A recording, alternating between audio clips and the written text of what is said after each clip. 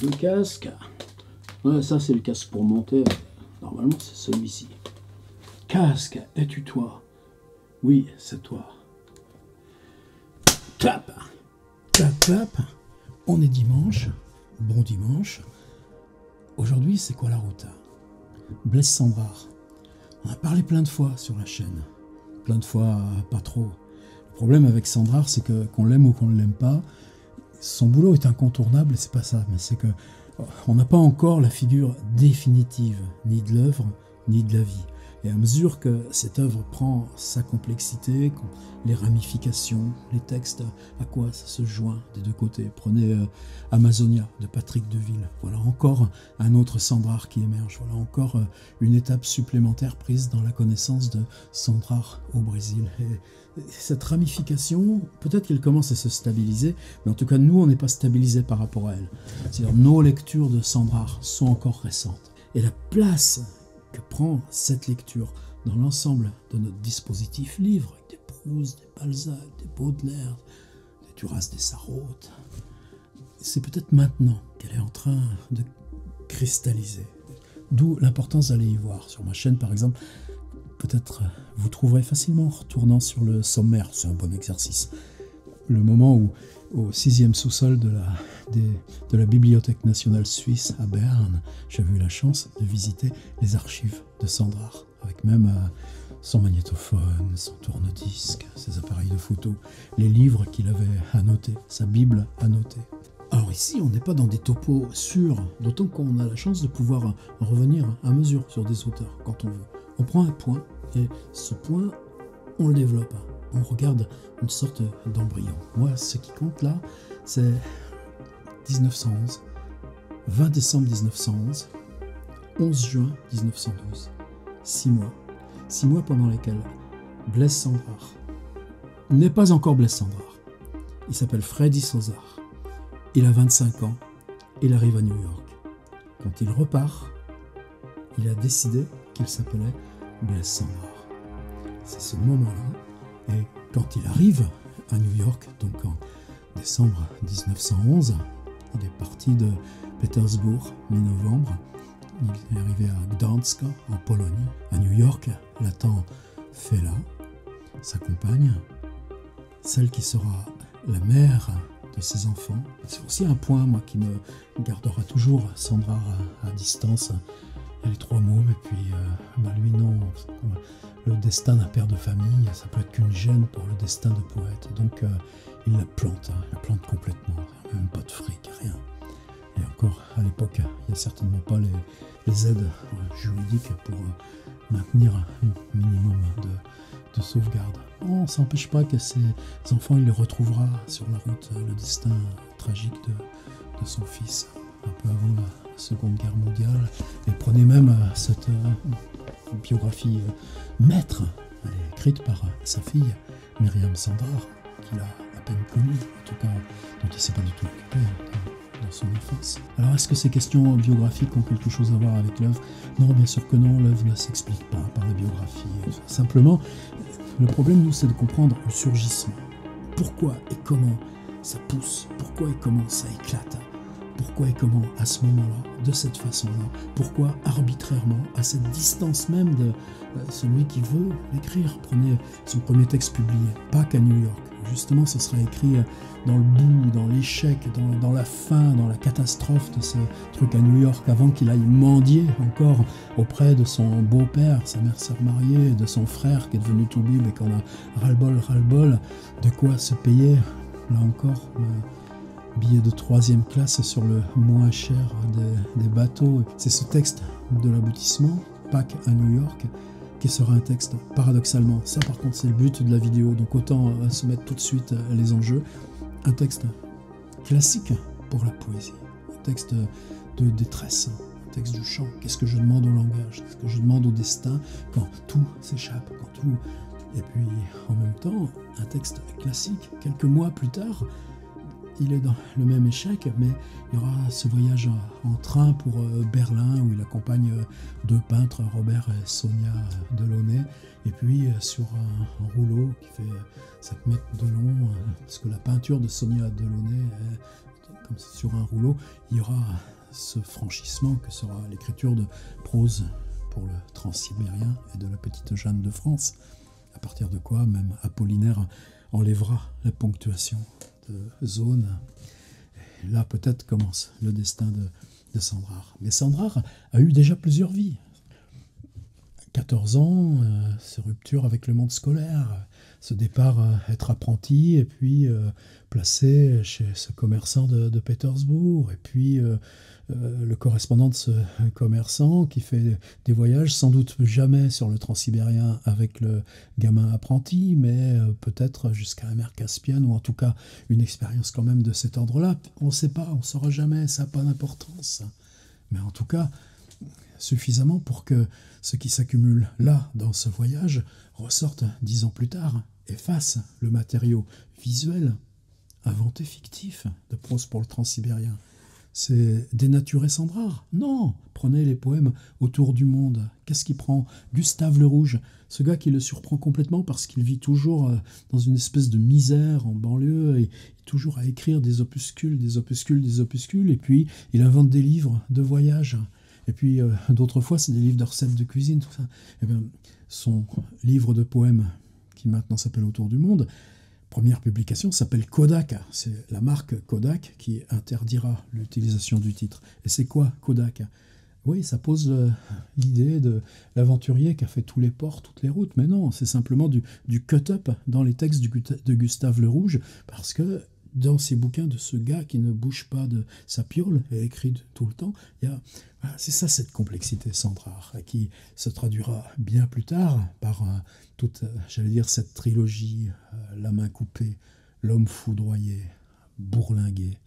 Mais c'est pas une trilogie, parce qu'il y a cet aboutissement qui s'appelle Les lotissements du ciel, la tour Eiffel sidérale, où là tout d'un coup, c'est peut-être ça, nous, ce démon ou cette furie de langue par quoi aujourd'hui on entre de plein pied dans Sandrard et qu'on remonte les couches successives jusqu'à retrouver L'homme foudroyé ou ce livre totalement né par hasard de Bourlinguer. Enfin, il n'y a pas de hasard dans cet univers-là. Et puis, par contre, si vous remontez encore en amont de cette série de 3 avec son post-scriptum qui est à la fois accomplissement, eh ben, vous avez tous ces textes qui au départ devait être un hommage à François Villon, et puis dans cette explication avec François Villon, trouvant ses premières fictions autobiographiques, trouvant son principe d'achronie, c'est-à-dire je prends un lieu, et puis je prends les différents moments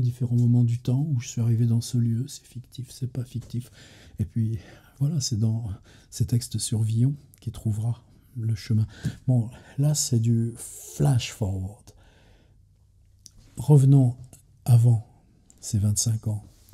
Après ce séjour Pétersbourg, il y a revenir, il y a tenter d'être étudiant à Paris, c'est la dèche à Paris, et puis on voudrait, c'est la bohème, d'accord, c'est toujours ce rêve d'écrire, mais ça marche pas, et faire des études de médecine à Zurich, ça marche pas, enfin, tout ce truc, puis finalement dans cette impasse, se dire, mais est-ce que c'est pas à Pétersbourg que j'ai pas loupé mon rêve, et repartir à Pétersbourg. Et ce deuxième voyage, il est étrange parce qu'à la fois c'est les premiers amours, premier drame de cette jeune femme qui meurt brûlée dans un incendie, et puis s'enfermer dans la bibliothèque, lire, écrire, au point que quand il débarque à New York, tenez, on va peut-être partir par là. On part avec la biographie de Myriam Sandrard, mais on ira voir d'autres textes. New York. Le Birma s'amarroquait de la Russian American Line, au pied de la 43e rue à Brooklyn. Seuls les passagers de la 3e classe, en steerage, doivent se rendre à Ellis Island pour être contrôlés par l'immigration.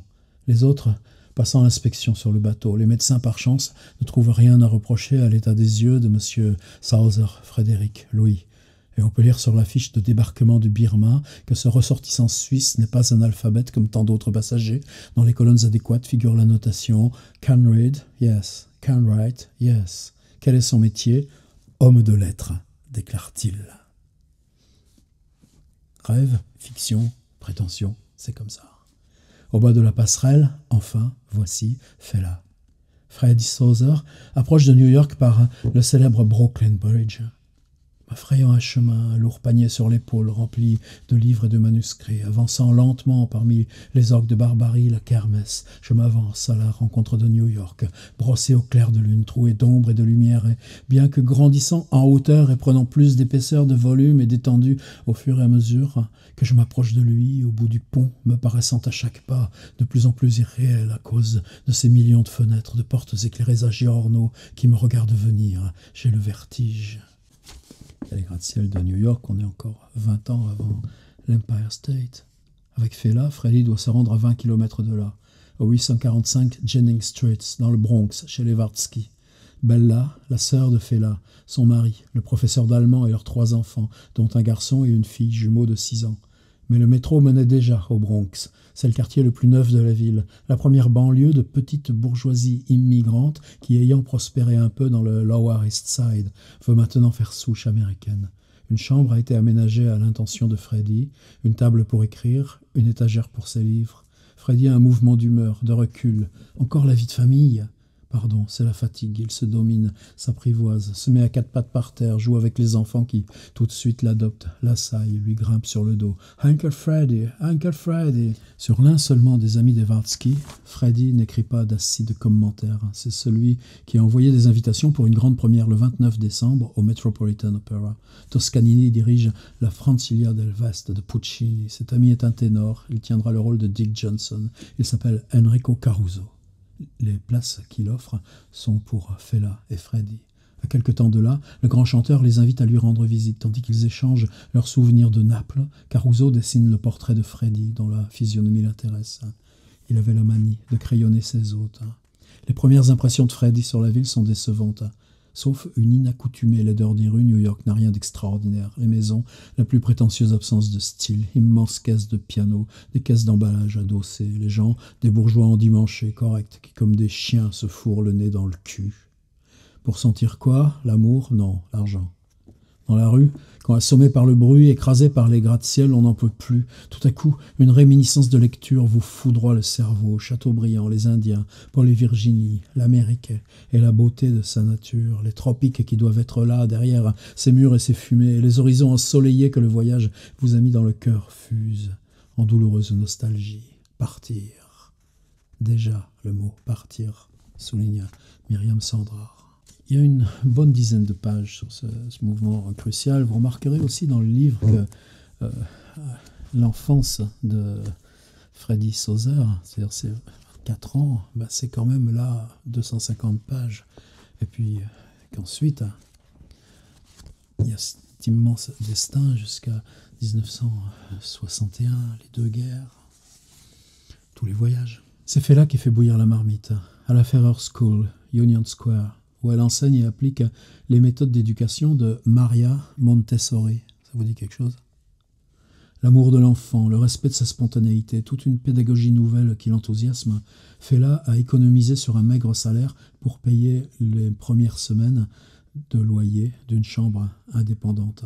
La Ferrer School était une école pour enfants le jour et pour adultes le soir, fondée, etc., etc. Dans ces premières semaines, ce séjour qui va durer donc 6 mois, quelque chose est stable. Ils arrivent à se loger. On est au 70 de la 96e rue Ouest. Freddy reprend sa règle de vie, écrire journellement 2-3 heures. Prépare ton papier, ta plume, ton encre, regarde ta montre et écris. En tête de son nouveau cahier, un titre, Hic, Haec, Hoc. Bribe de réflexion, d'observation quotidienne. Il relit, perfectionne le texte à aléa. Des textes qu'on a, qui sont ici dans les œuvres autobiographiques. Il va Union Square, c'est très près de la Central Library, la grande librairie de New York. Pendant que Fela enseigne à l'école à Montessori, lui, c'est là qu'il passe ses journées. Il est 2 heures, me voici à la bibliothèque. J'ai donc 7 heures d'études devant moi, c'est bon. C'est ici que je me réfugie. J'ai des livres, je peux prendre des notes.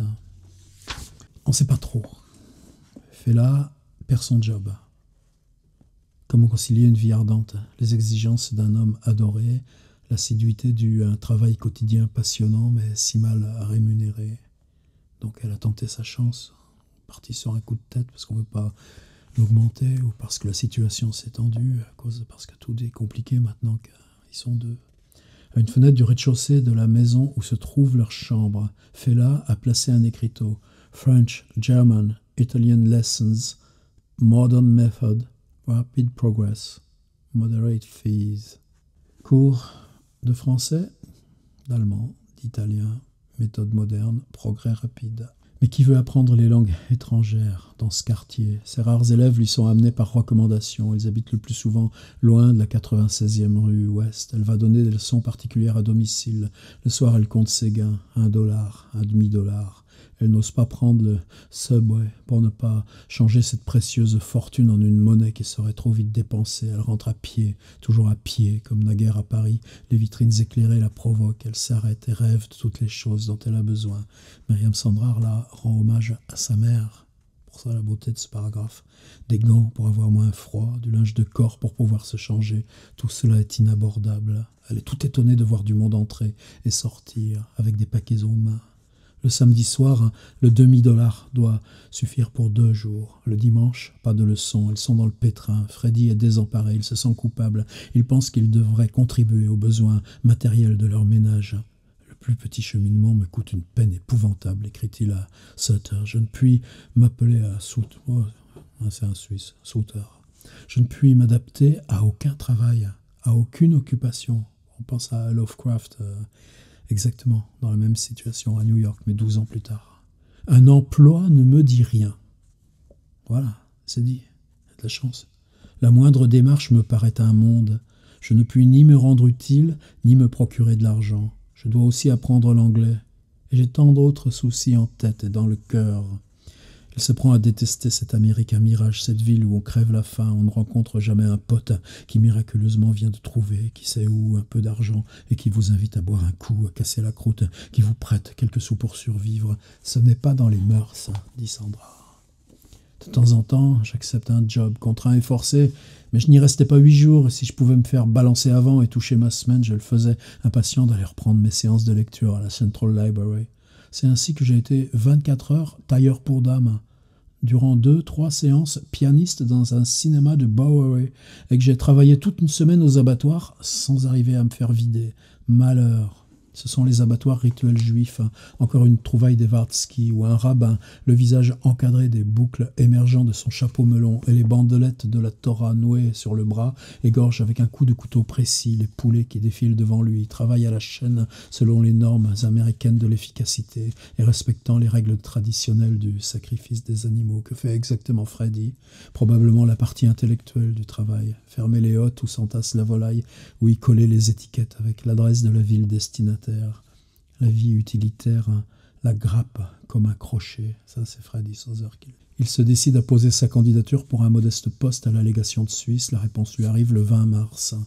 Monsieur Frédéric Sauser, homme de lettres, 96e rue Ouest, 70 New York City. Monsieur, en réponse à votre lettre du 16 de ce mois relative à l'inscription ouverte pour une place de commis à la chancellerie de cette légation, j'ai le regret de vous informer que la nomination de ce fonctionnaire appartient exclusivement au Conseil fédéral et que dès lors il ne m'est pas possible de vous être de quelque utilité. Tant mieux, Freddy peut passer davantage de temps à la Central Library. Fait la cour d'un emploi à l'autre, tantôt un remplacement dans une école, tantôt répétitrice dans une famille, souvent séparée de Freddy, toujours anxieuse de le retrouver. Notre amour dans la petite chambre misérable, écrit dans son cahier Freddy, qui reste à la maison, lire, écrire. Il se confie à Sutter. Elle l'accepte avec bienveillance, mais j'ai l'impression que ça ne saurait se prolonger longtemps. Alors quoi, Paris? Certes, plus tard, quand j'aurai produit des œuvres, dans 10 ans, j'aimerais partir bientôt, loin, très loin, être en voyage sur la mer. Dans son journal, il écrit 28 mars.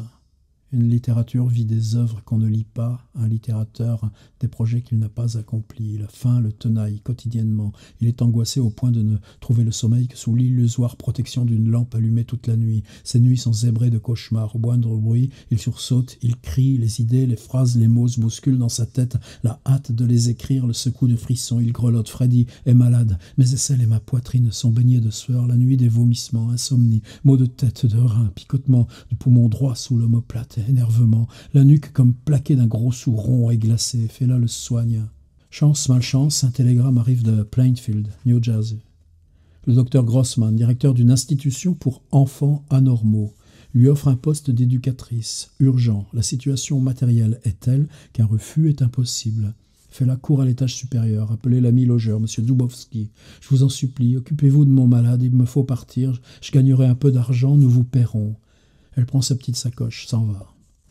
C'est là où on est à Pâques, qui a ce texte, à Pâques à New York, alors qu'il a 42 fièvres. Maintenant Fela, à Plainfield.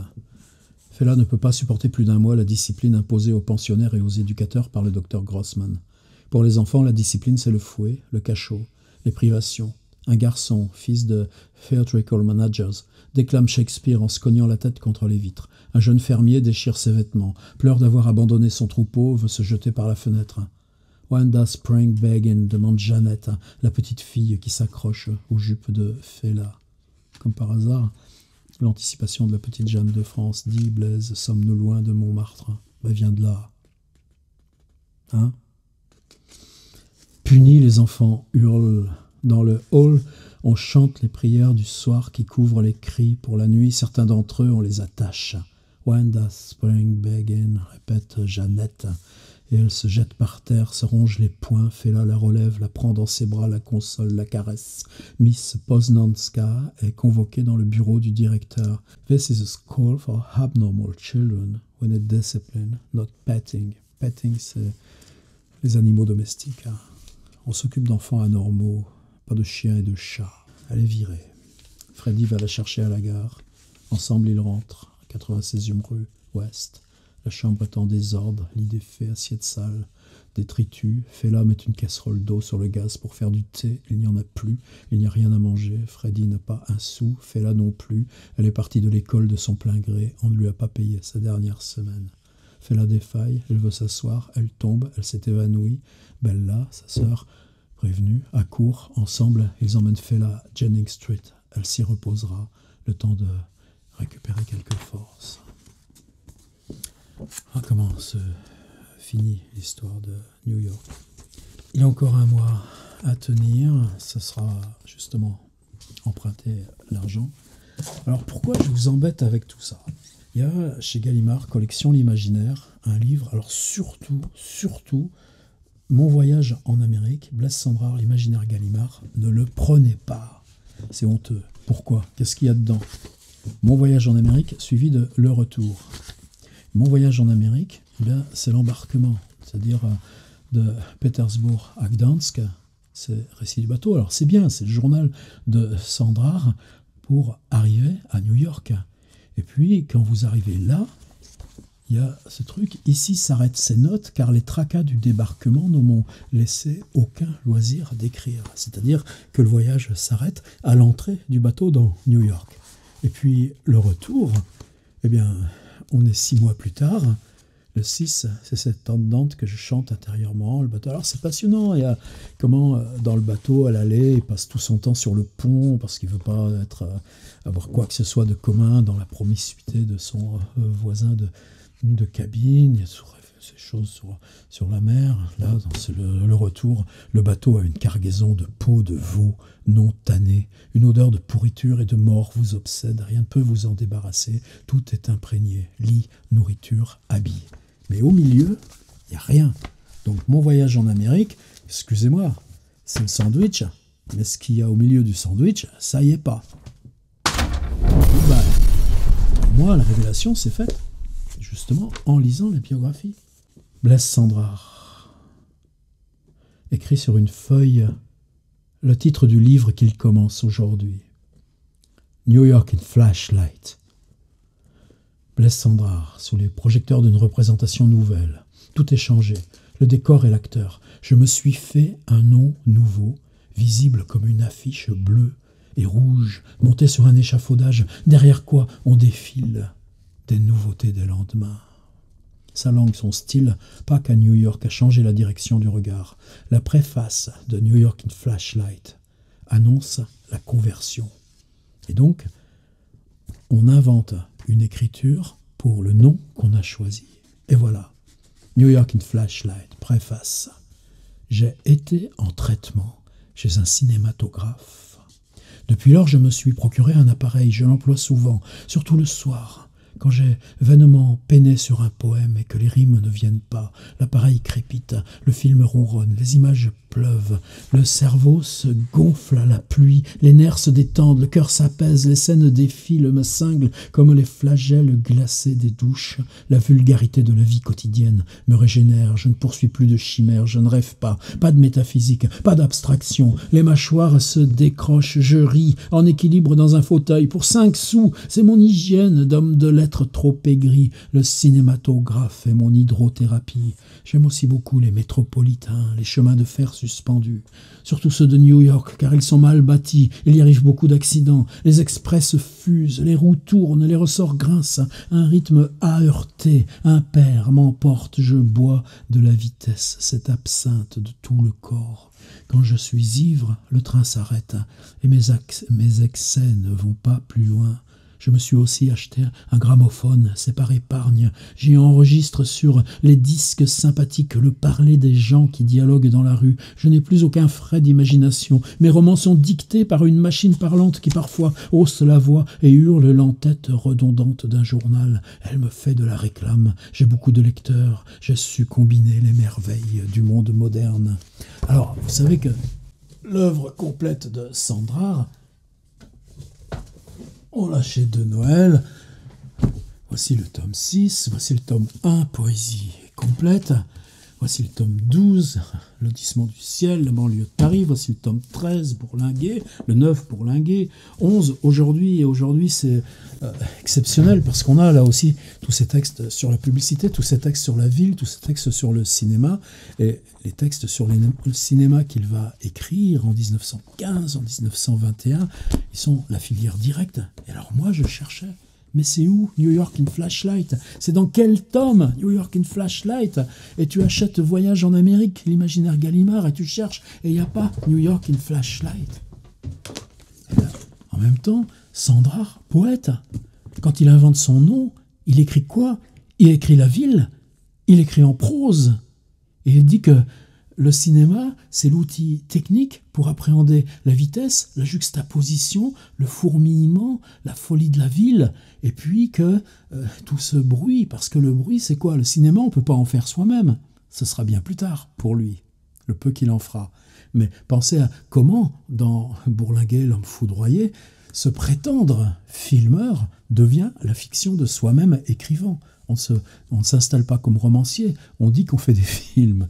Ça aussi, vous voyez, c'est toutes ces dimensions-là qui ne sont pas encore vraiment commencées à être prises au sérieux chez Sandrard.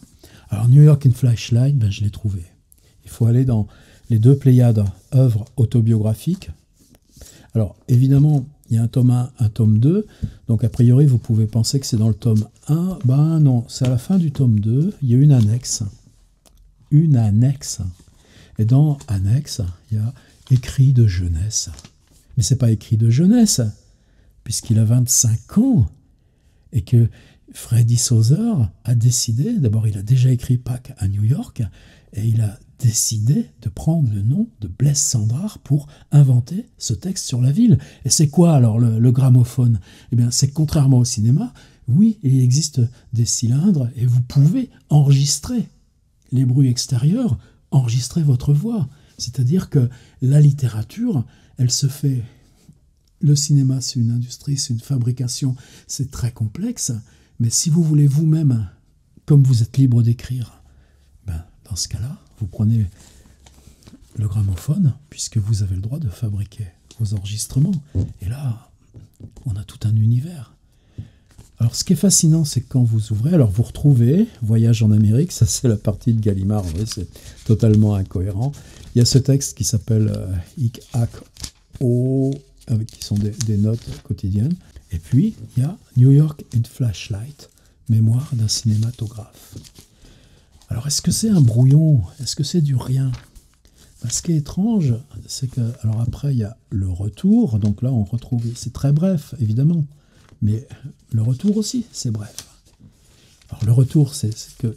Mais pourquoi ces 4 pages, le milieu du sandwich, ils ne les ont pas incluses dans leur livre qui s'appelle Voyage en Amérique? Mystère insondable de l'édition bourgeoise. Alors en Pléiade, si vous avez le courage de vous procurer œuvre autobiographique complète, tome 1, tome 2, d'aller à l'annexe, eh bien vous trouverez que dans ces 4 pages, qu'est-ce qu'il y a d'essentiel? Une préface, un texte qui s'appelle L'arrivée et un texte qui s'appelle Le cirque. C'est-à-dire qu'effectivement, New York in Flashlight, est-ce que c'est un livre? Non, c'est 3 textes. Mais ces 3 textes qui, par la nature même de New York, par leur façon d'être en prose, par leur façon de partir de ce premier fait du cinéma, des éclairages, de la vitesse, on est en terrain tellement neuf que lui-même ne sait pas, et que l'histoire reprendra avec Pâques à New York, puis Prost pour le Transsibérien, et que c'est bien plus tard, dans les années 20, qu'il va renouer ce fil. Alors le texte, dont il y a un extrait dans la biographie de Myriam Sandrard, c'est celui qui s'appelle Préface. C'est 2 pages, quoi. J'ai été en traitement chez un cinématographe, je suis acheté un gramophone, c'est ce que j'ai lu. Quand mon appareil sera mis au point et dûment patenté, je ferai fortune. Après les Balzac, les Villiers, c'est là mon dernier rêve romantique. Millionnaire, je me ferai citoyen américain, je suis pratique. Ce livre est le produit des expériences de mise au point au fond de mon laboratoire. C'est le premier fonctionnement de la machine. Il sert de prospectus à New York, cet entrepôt. Si sa vision est par trop spéciale, sa caractéristique est d'autant plus déterminée. Plus de routine, la machine fait tout. Alors des fois, c'est ça la littérature. Alors ce fil, évidemment, on peut le retrouver dans les textes qui sont présents dans Aujourd'hui et qui sont écrits 10 ans plus tard, 20 ans plus tard, et on les retrouvera dans le lotissement du ciel. Il y a une espèce d'assomption générale pour revenir à ce qui s'ouvre là et qu'on cantonne dans une annexe. Alors pourquoi ce disparate? Oui, la préface est un texte programmatique. Et c'est comme dans les textes d'aujourd'hui. C'est-à-dire un texte programmatique. Pensez que 10 ans après, c'est le futurisme. Le programme et le protocole, ou les manifestes du surréalisme, 12 ans, 13 ans après cette préface de New York Flashlight, seront des programmes. Rimbaud, s'implanter des verrues sur le visage. Programme. Les textes des Illuminations, est-ce qu'ils sont plus longs que cela? Même pas. Et puis ensuite, donc, l'arrivée. 20 jours de traversée, nous arrivons, etc. Le brouillard. Et c'est comme si j'avais passé d'un monde à l'autre. Après avoir eu la vision des graves splendeurs célestes, les joies de la contemplation pure, tout s'est éteint, et maintenant, inquiet, l'oreille cherche de saisir, l'œil de fixer.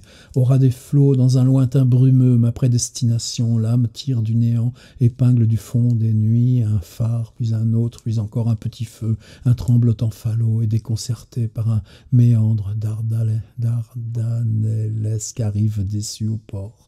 C'est une nouvelle naissance. Je vois les feux briller comme à travers l'épaisseur de la chair, je me souviens des splendeurs apparues. Vais-je crier ainsi qu'un nouveau-né? Alors c'est ça qui est étrange. Évidemment, lui-même n'a pas compris l'enjeu de la préface à New York Flashlight. Ce qu'il écrit, c'est un poème en prose qui est très beau, comme ceux des Illuminations aussi, mais qui ne reprend pas l'écriture de la ville à bras-le-corps, comme il y a dans ses lettres à Souter, son ami. Et puis le 3e texte s'appelle Le cirque. Et ça, pour moi, c'est complètement étrange, parce que vous connaissez, vous savez que Franz Kafka a écrit 3 romans. L'Amérique, Le procès, Le château. Vous savez aussi qu'au moins pour Le procès et Le château, il a déjà une telle réputation chez Rowohlt, un des principaux éditeurs de littérature contemporaine en Allemagne. Et la réputation qu'il a, le succès de certaines de ses nouvelles, fait qu'il aurait demandé la publication de ses livres. Évidemment, Rowohlt les aurait publiés. Le mystère de Kafka, c'est qu'il dit ils sont ratés parce que j'ai le début, j'ai la fin, j'ai le milieu, mais ensuite l'ordre des chapitres n'a pas d'importance. C'est-à-dire la non-linéarité d'un roman. Alors qu'il dit dans Dickens, dans Dostoïevski, tu ne peux pas intervertir des chapitres. Le château, dans le procès, oui. Et donc, Kafka lui-même se sent en échec, alors que nous, c'est cette absence même de linéarité causale qui nous fait la fascination, le côté hypnotique de ces grands livres. Et l'Amérique, il y a quoi? Il y a l'arrivée. Et puis, Ensuite, il y a cette dégringolade dans New York, dans des chambres, dans les rendez-vous familiaux qui ne se passent pas, etc. C'est-à-dire que ce qu'écrit Kafka, c'est exactement ce qui se passe pour Sandra et Fela. Et la troisième partie du livre de Kafka, il n'y a pas d'échappatoire, puisque tout dégringole. C'est le narrateur qui se trouve palefrenier dans le théâtre de l'Oklahoma. Il y a cette convergence, théâtre, Sandra, Kafka. C'est tout pour aujourd'hui. Mais pour moi, c'est important parce que la biographie, je vous la mets en lien. Je pense que c'est un outil indispensable pour piger un peu ce qui sort, nous mettre en mouvement dans l'œuvre. Le fait que cette question de la ville dans son rapport au cinéma, aux lumières et à la vitesse, ce qui va être précisément l'accomplissement de Sandra tout au long, jusqu'à lotissement du ciel, eh bien, c'est un texte essentiel, mais qu'il faut aller chercher dans les annexes, faussement nommés écrits de jeunesse, au fond des deux pléiades écrits autobiographiques. Étrange aussi parce que ces 6 mois de New York, dans L'homme foudroyé, ils auraient pu avoir leur place. Dans Bourlinguer, ils auraient pu avoir leur place. Mais il y a quelque chose qui se déchire pour Sandra et ne revient jamais. Pourtant, ces 25 ans sont le moment de l'invention de son nom. C'est ce que je voulais partager. À la semaine prochaine.